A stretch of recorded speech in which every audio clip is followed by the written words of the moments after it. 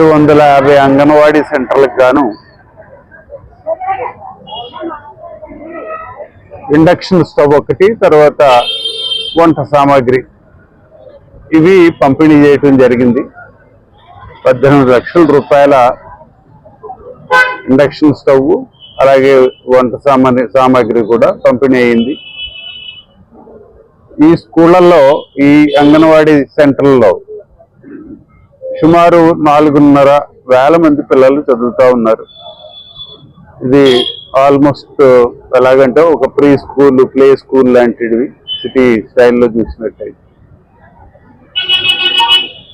253 మంది టీచర్లు, ఆయాలు పనిచేస్తూ ఉన్నారు. దీంట్లో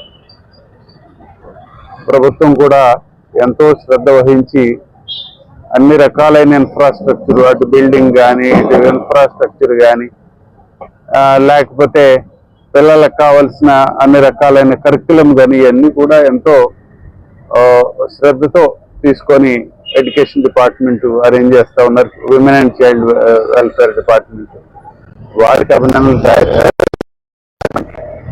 అలాగే ఈరోజు గ్యాస్కి సంబంధించిన ఇబ్బందులు వచ్చిన సందర్భంలో ప్రభుత్వం ఇమ్మీడియట్ గా ఈ ఇండక్షన్ స్టవ్ని ఇచ్చి పిల్లలకి ఎలాంటి ఇబ్బంది లేకుండా చేస్తూ ఉన్నందుకు ప్రభుత్వానికి కూడా అభినందనలు తెలియజేసుకుంటూ, మరి ముఖ్యంగా ఎక్కడైతే ఈ సెంటర్లో సరైన బిల్డింగులు లేవో, లేకపోతే సైట్స్ లేవో, ఇవన్నీ కూడా ఐడెంటిఫై చేయమని చెప్పడం జరిగింది.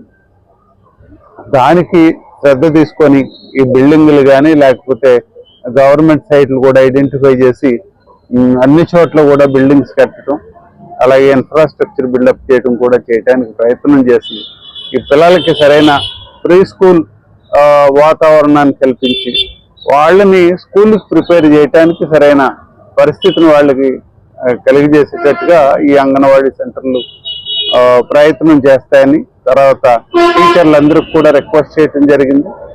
కాస్త కేర్ఫుల్గా రెగ్యులర్గా వాళ్ళు ఉండేటట్టు, ఎక్కడా కూడా గైర్హాజరు లేకుండా తప్పనిసరిగా ప్రతిరోజు కూడా సెంటర్ ఓపెన్ అయ్యేటట్టు వర్కింగ్ డేస్లో పిల్లలకి సరైన అటెన్షన్తో వారికి శ్రద్ధ చూపించేటట్టు ఇవన్నీ కూడా వారితో మాట్లాడటం జరిగింది. తప్పనిసరిగా ఇంకొంచెం మెరుగ్గా ఈ అంగన్వాడీ సెంటర్ల యొక్క పనితీరుని మెరుగు చేసే పద్ధతిలో తీసుకెళ్తామని చెప్పి తెలియజేసుకుంటూ సెలవు.